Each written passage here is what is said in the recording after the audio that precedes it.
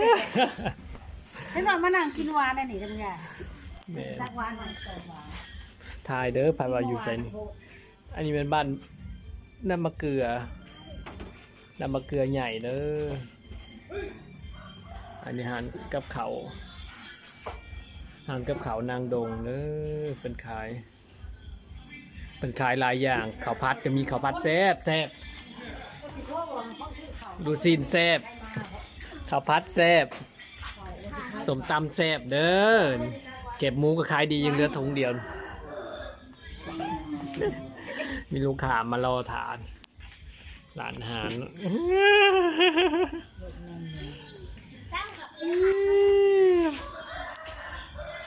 สิเบิ่งดวงบ่เดี๋ยวว่าสิเบิ่งดวงเราเมื่อยเด้มันขายครีมผมมันมีแบรนด์ขายครีมผมได้ครีมยังโมครีมสูตรอ่อนโยนต่อผิว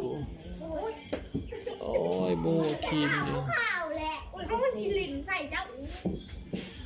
เล่นไงแล้วไปใส่อ่านบ่เป็นนะใส่ดีครีมหนาขาวผม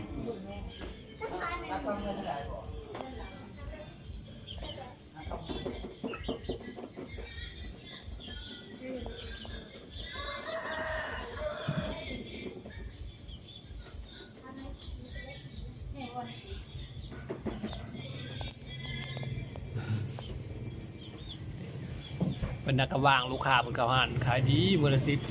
20มื้อละ10 20อันออเดอร์เด้อขายดีเบิดเกลี้ยงมื้อนี้ไปมาทราบบ่ได้กินเด้อข้าวผัดทานเพิ่น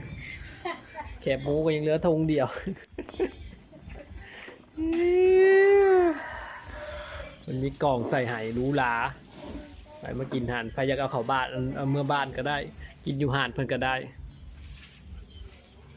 ขายดีเด้อปังๆเด้อลูกค้าเด้อเงียบแถมมื้อนี้มาซื้อข้าวผัดบ้านใดไก่เคียงมาเด้อรีวิวให้เพิ่นอันนี้เจ้าขายบอกอันนี้เจ้าขายบอกอะไรอันขายลูกขาย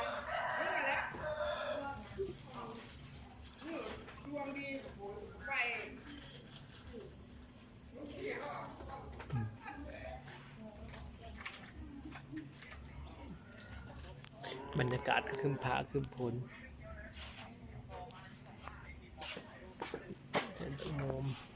ของหน่อยเพิ่นก็มีเอ้าเห็ดหวานในไผพี่